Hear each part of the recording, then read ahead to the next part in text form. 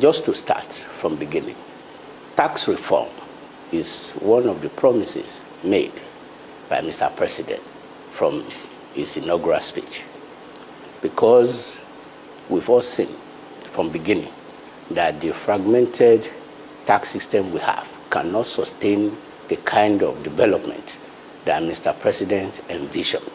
And that is why from beginning made its point of duty that we need to start early to reform the tax system, which is the real foundation for any sustainable economy in the world. And that is what Mr. President has done.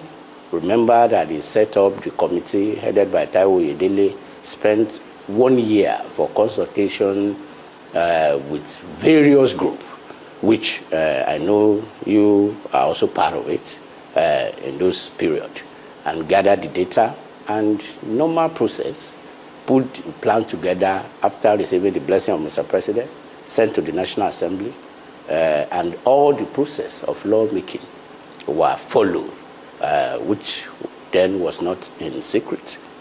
Public hearings, regional engagement, and stuff. And all those were done, which ended in June, when Mr. President assented to the bill as presented by National Assembly and get gazetted and given to us. Now, when you talk about controversy and everything, like happened with all change in the world, because you have certain people that prefer the status quo, you have some people that they just don't want you to succeed. So all those things are expected, and there should not be anything that should distract us from the real focus of the reform.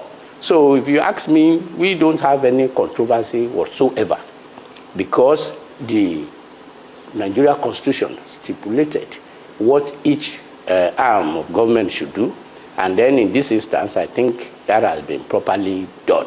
So as of today, we have the gazetted law as passed by National Assembly, which is sole duty of us as revenue administrator just to implement the law as given to us by National Assembly. So we don't have any issue, and we are not distracted by those controversies. It is good concern, as you know, that is very difficult for people to part away with their income, which unfortunately that is part the tax belong. But in one summary, the whole essence of reform is to taxing right, not taxing more. We just want to tax right, fairness, transparency, and then consolidated the whole system in order to simplify and unify the process of revenue administration. Okay, there will be many Nigerians out there who agree with you about the necessity of reform. But the key argument is that people are saying that the process itself is compromised. Now, a certain Honorable Abdul Samad Dasuki, PDP Sokoto, stood on the floor of the House of Reps and said, as a matter of privilege, he had looked at what was officially gazetted and what was passed by the House, particularly, and that there were discrepancies, alterations, deletions that will give more powers to the Nigeria Revenue Service, that will bypass the authority of the courts, that would violate even specific sections of the Constitution. For example, in order not to take too much time, take for example Section 23 of the Nigeria Revenue Service Act, now dealing with reporting obligations. Now, the allegation by those who have looked at the subject is that that was altered. Now, similarly, Section 30, subclause 1. Similarly, Section 60, sub 1, and also Section 60, sub 4 to 6.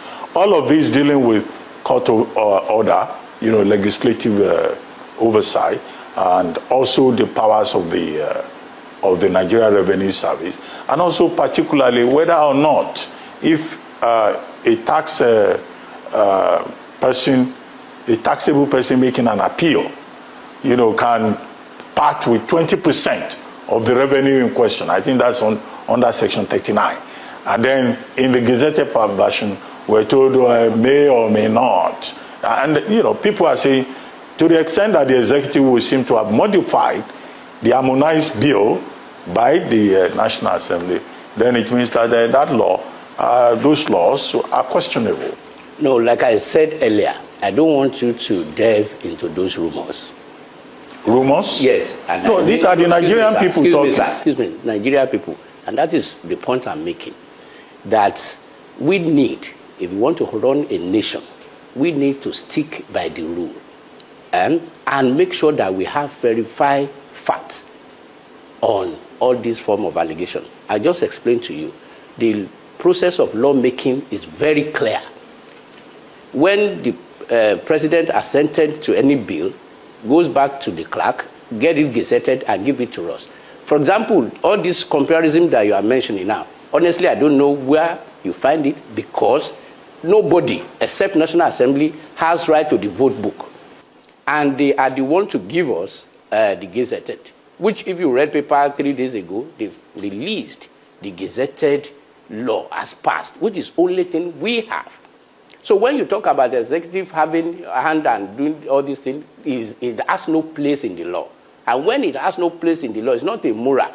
And if you follow the National Assembly institutional resolution of that matter, you will see that they've taken to the part of law. They release statement that, okay, we know the law will pass and that has been gazetted. And we've not seen any dissent for it, most especially from us, because our duty is only to implement law as passed by National Assembly. If you follow Mr. President's speech, he repeated the same thing by saying that we will follow due process in the implementation of law. And to expand that further, of what purpose do we want to go and alter the law? To do what? Don't forget, the relationship between tax administrator and that of the taxpayer is like vineyard and the vineyard keeper. Because the more prosperous the taxpayer are, the better it is for us. So we are in quote not law enforcement agents that we just want to chain our people down. No. And that is the real essence of this reform, is to stimulate economic growth. Because it is when economy prospers that revenue administration has work to do. Like I've always explained, and quoting Mr. President, that I'm not going to tax poverty, I want to tax prosperity. I'm not going to tax seed, I want to tax the fruit.